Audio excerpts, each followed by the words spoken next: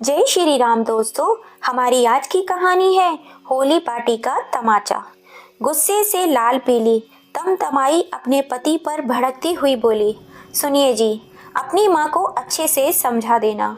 2 दिन के बाद घर में होली की पार्टी है। कम से कम उस दिन वो मेरा मूड न खराब करे। बेहतर होगा अपने कमरे में चुपचाप रहे। अगर वह कमरे से निकली और कुछ भी इधर का उधर हुआ तो मैं बिल्कुल बर्दाश्त नहीं करूंगी। फिर मैं यह भी भूल जाऊंगी कि वह मेरी सास है। सीधा घर से बाहर निकाल दूंगी और आप भी मुझे रोक नहीं पाओगे, कह देती हूँ। कविता अपने पति योगेश से बोली। योगेश बोला, तुम क्या चाहती हो? मैं माँ को समझाने जाऊं? कम से कम माँ को तो तुम भी संभाल सकती हो। सच कहते हैं लोग, कलेक्टर ही क्यों ना बन जाओ, पर बीवी के सामने हर किसी की बोलती बंद हो जाती है। देख लो, पार्टी में तुम्हारे मायके वाले भी आने वाले हैं। तुम्हें उनके सामने अपनी इज्जत बचानी है तो माँ को अच्छे से समझा देना। और प्लीज मुझे इन सब बातों से दूर रखो। बाहर की परेशानी क्या कम होती है, जो कि घर की परेशानी भी तुम मुझे संभालने को दे देती हो। इतना कहकर योगेश अपने कमरे से बाहर निकल गया। योगेश के बाहर जाते ही कविता बड़बड़ाने लगी, अब मैं इस बुढ़िया को अच्छे से समझा दूंगी। अरे मजबूरी है जो मैं इनको अपने साथ रख रही हूँ। इनकी वजह से अगर मेरी होली पार्टी खराब हुई तब तो मुझे इनके बारे में कुछ सोचना ही पड़ेगा। पर फिलहाल प्यार से ही काम चलाना होगा। मन ही मन यह सब बुदबुदाती हुई वह अपनी सास सरला जी के कमरे में आकर बोली, मम्मी जी, आप तो जानती ही हो 2 दिन के बाद होली है और उसी दिन हमारी शादी की 8वीं सालगिरह भी है। मैं नहीं चाहती उस दिन कुछ हंगामा हो, तो बेहतर होगा उस दिन आप अपने कमरे में ही रहना। मैं आपको कमरे से निकलने के लिए मना कर रही हूँ, फिर भी आप इधर उधर जरूर करोगी। उसके बाद आगे क्या होगा इसके लिए आप तैयार ही रहिएगा। इतना कहकर कविता वहां से चली गई। सरला जी सोचने लगी, मेरे बच्चे मुझे मजबूरी में अपने साथ रखते हैं। होली की पार्टी और मेहमानों की पड़ी है, इन्हें तो बस माँ की नहीं। 2 दिन बाद पकवानों की खुशबू पूरे घर में फैल रही थी। हंसी ठिठोली की आवाज सरला जी के कानों तक आ रही थी, पर उनकी हिम्मत कहाँ थी कि वह होली समारोह और उन खुशियों का हिस्सा बन पाती। वह तो बस अपने कमरे में चुपचाप बैठी थी। उन्हें हिदायत जो दी गई थी, पर पकवानों की खुशबू उन्हें अपनी ओर खींच रही थी। सरला जी सोचने लगी, इतनी चाव से वे बेटे के साथ होली बनाती थी। बेटा बहू क्या लाया और कलेक्टर क्या बन गया, पूरा ही बदल गया। होली के साथ उसकी सालगिरह भी है, तो साधारण पार्टी तो होगी नहीं। पार्टी में बेटे के जानने वाले और बहू के मायके वालों को भी बुलाया गया था। सरला जी में बहू के मायके वालों को कोई खास दिलचस्पी तो थी नहीं। वैसे भी सरला जी अपने कमरे से बाहर कम ही आती थी, क्योंकि अगर वह जरा सी भी बाहर आती तो उनकी बहू कविता को अच्छा नहीं लगता था। उसे लगता था कि उसकी सास के बाहर आने मात्र से ही उसका त्योहार खराब हो जाएगा और फिर बेटे बहू के इस चमकीले सुंदर घर में सरला जी वे अकेली पुरानी बत्ती थी जो बुझते हुए दिए की तरह टिमटिमाती रहती थी, जिसे हटाना तो हर कोई चाहता था लेकिन हटा नहीं पा रहा था। सरला जी अकेली कमरे में बैठी अपने पति की तस्वीर के सामने बोल रही थी, आपके बेटे बहू का बस चले तो वह मुझे घर से ही निकाल दें, पर मैं जानती हूँ वे इस डर से मुझे नहीं निकाल रहे हैं कि लोग क्या कहेंगे। इतना बड़ा कलेक्टर अपनी माँ की देखरेख नहीं कर पाया, शायद इसी मजबूरी में वह मुझे अपने साथ रख रहे हैं। इतना कहते कहते उनकी आंखें भर आईं। तभी अचानक कविता ने उनके कमरे का दरवाजा खोला।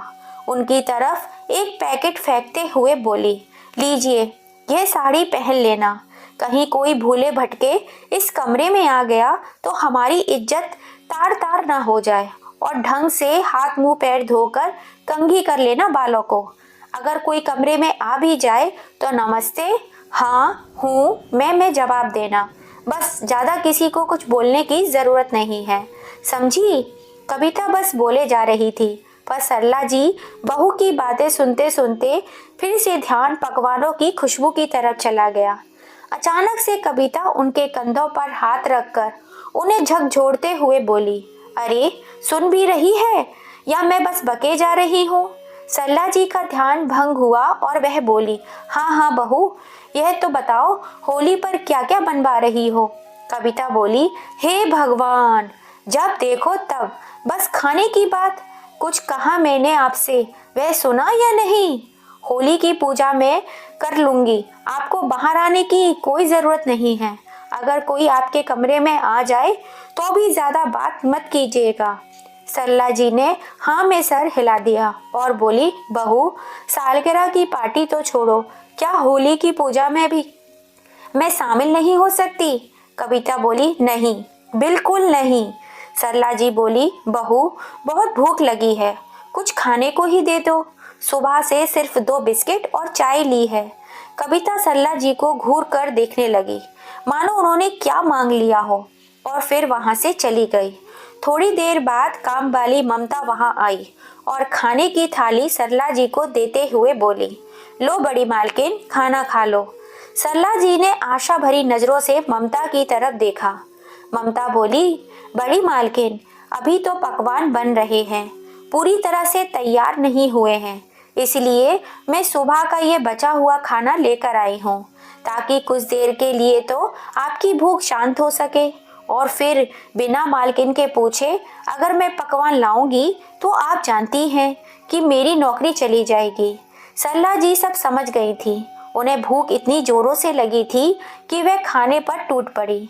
उनको इस तरह खाना खाते देख ममता की आंखें भर आई।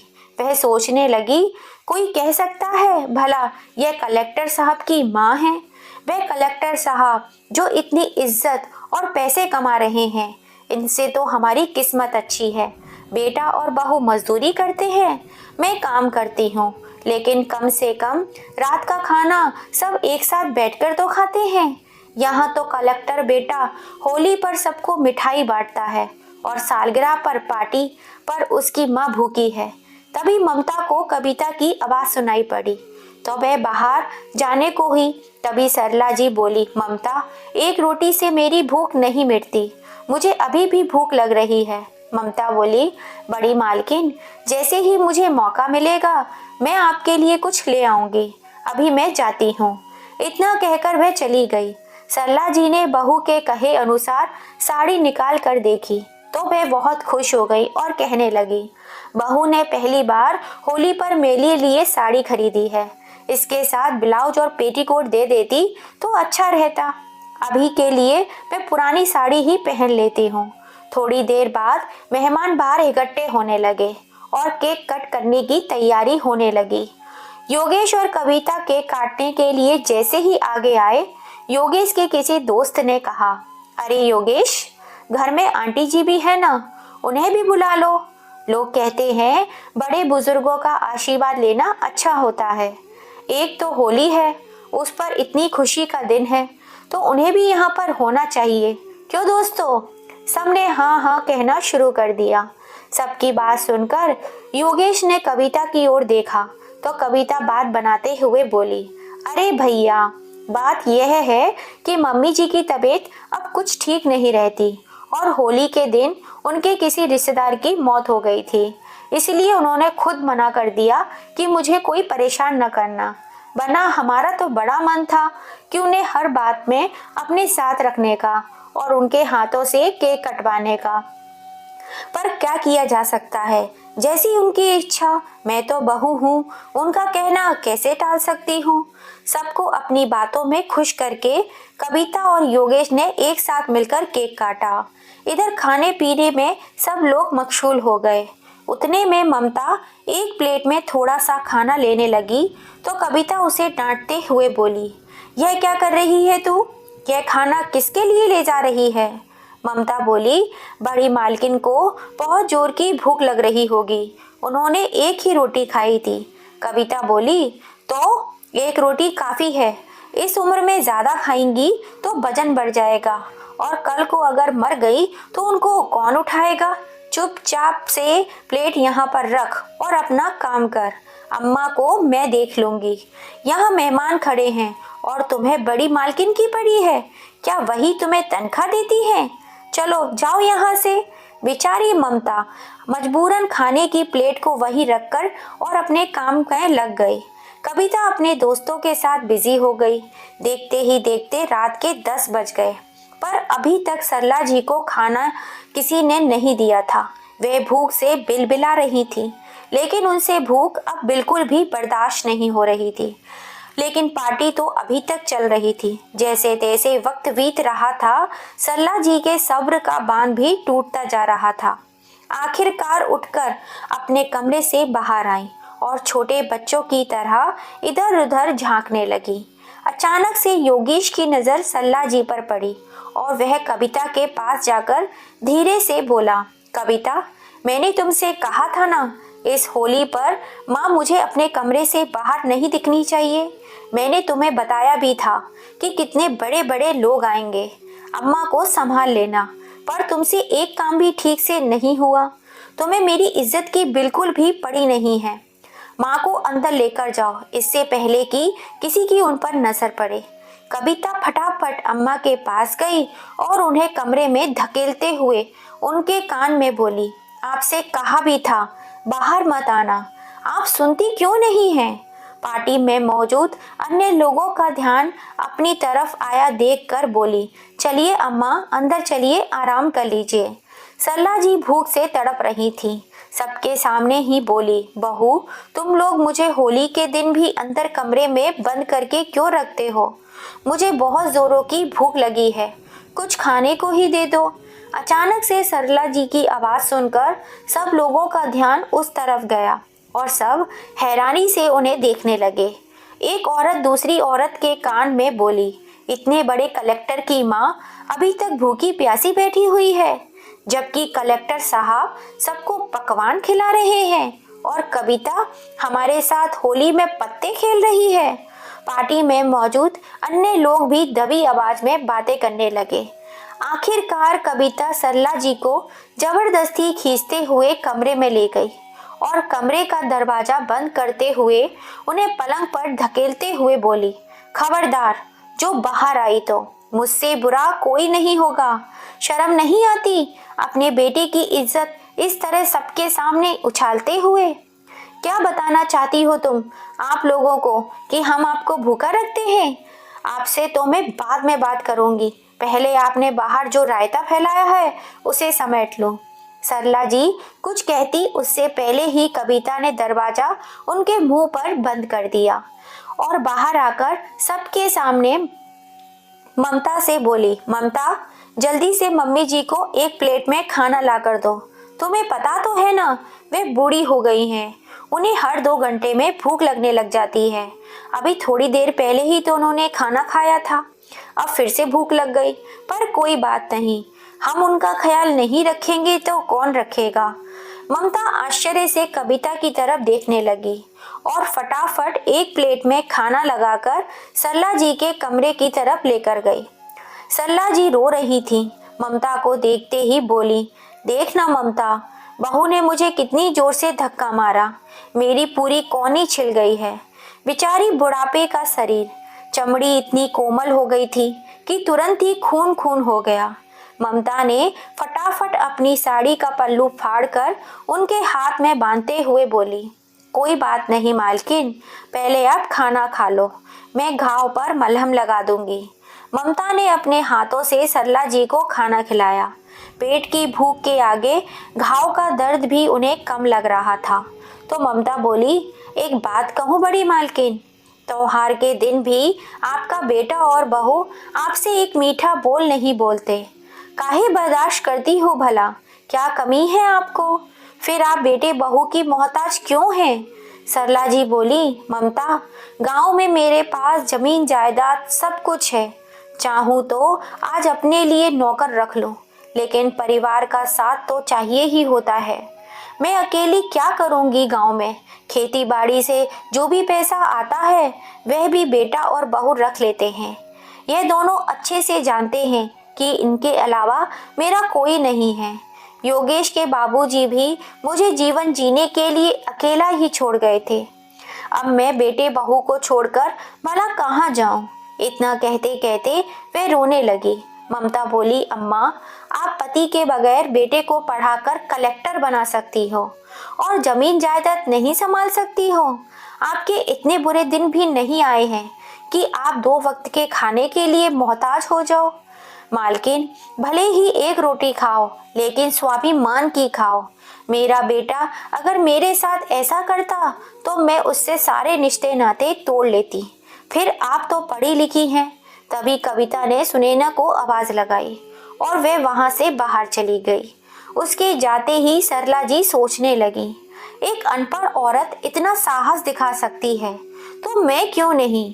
उन्होंने अपने आंसू पोंछे और खाने को एक तरफ रख दिया। उन्होंने सोचा कि क्या यह सामान की रोटी है। थोड़ी देर बाद ममता कमरे में प्लेट लेने आई तो उसने देखा कि खाना तो वैसा की वैसा ही था और सरला जी अपने पति की तस्वीर को निहार रही थी। ममता बोली, क्या हुआ अम्मा, आपने खाना क्यों नहीं खाया? सरला जी बोली, नहीं चाहिए मुझे ऐसे तिरस्कार की रोटी, ले जाओ इसे वापस। ममता ने सरला जी को मनाने की भरपूर कोशिश की लेकिन उन्होंने खाना नहीं खाया। बाहर पार्टी खत्म हो चुकी थी। कविता और योगेश भी कमरे में आ गए और आते ही सरला जी पर होली के पटाखे की तरह बस पड़े। क्या जरूरत थी आपको बाहर आने की? आपको सब कुछ मुफ्त में मिल रहा है, फिर भी आप ऐसी हरकत करती हैं। खाने के लिए आप इतनी पागल क्यों हो जाती हैं कि भूल जाती हैं मेरी यहाँ कोई इज्जत है। आपको पता है लोग कैसी कैसी बातें बना रहे होंगे। अगर ऐसे ही चलता रहा तो मैं आपको अपने साथ नहीं रख पाऊंगा। फिर रहना अकेली और मनाना तीज त्योहार।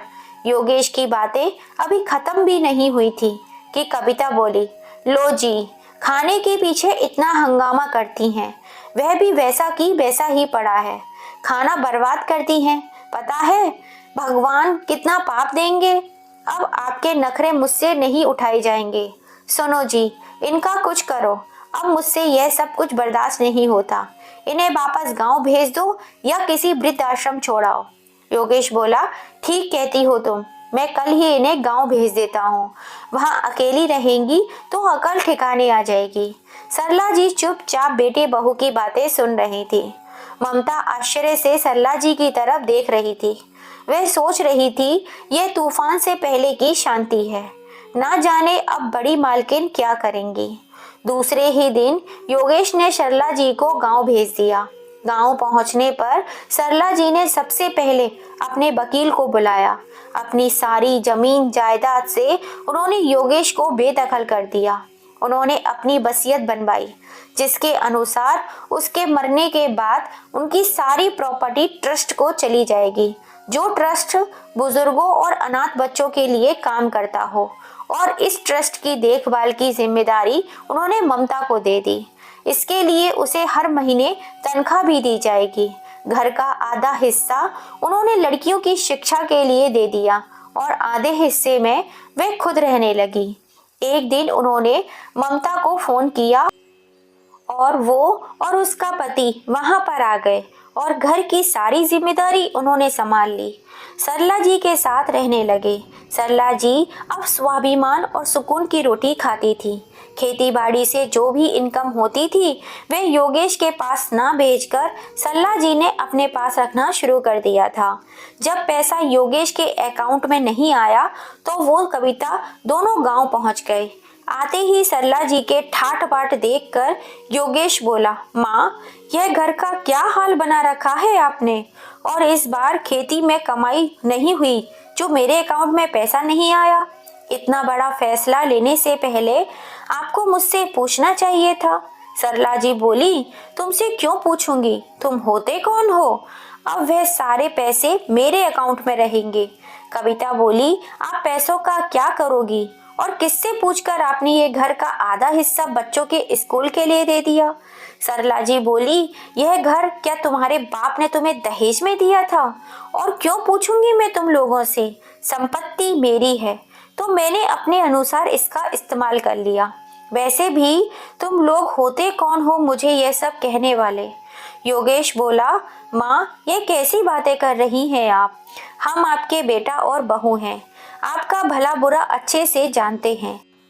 सरला जी बोली, कौन सा बेटा और बहू? वो जो बार तीज त्योहार पर रोटी के लिए अपनी माँ को तरसा देते थे। ऐसे बेटे बहू मुझे नहीं चाहिए। वैसे भी मैं तुम्हें अपनी प्रॉपर्टी से बेदखल कर चुकी हूँ, तो अब गांव में तुम्हारे लिए कुछ नहीं रखा है। अब तुम्हें तुम्हारा शहर भला यहाँ आने की कोई परेशानी मत उठाना।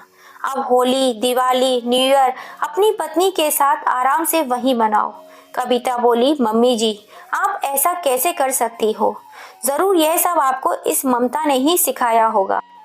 इसकी तो मैं जैसे ही वह ममता की तरफ बढ़ी, सरला जी ने एक थप्पड़ कविता को जड़ दिया और बोली, खबरदार, जो इसे हाथ भी लगाया तो आज तक तो तुमने मेरी कोई सेवा नहीं की। जो भी सेवा की इसने ही की, और मेरे मरने के बाद भी यह इस घर में ही रहेगी।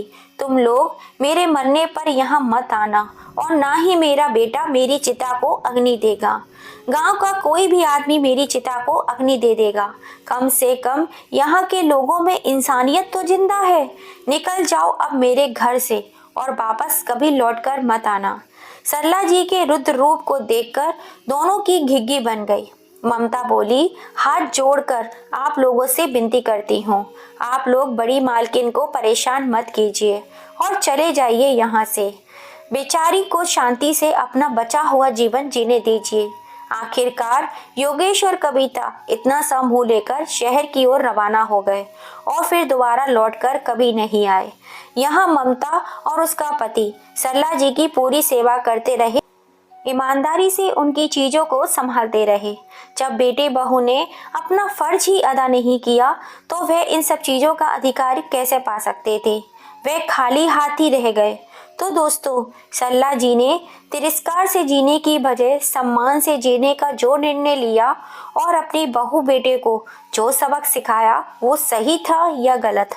अपनी राय हमें कमेंट करके ज़रूर बताइएगा। तभी तो कहते हैं, खून के रिश्ते से बड़ा इंसानियत का रिश्ता होता है। कहानी पसंद आई हो तो ज़्यादा से ज़्यादा शेयर कीजिएगा, लाइक कीजिएगा, कमेंट कीजिएगा। फिर मिलेंगे। जय श्री राम।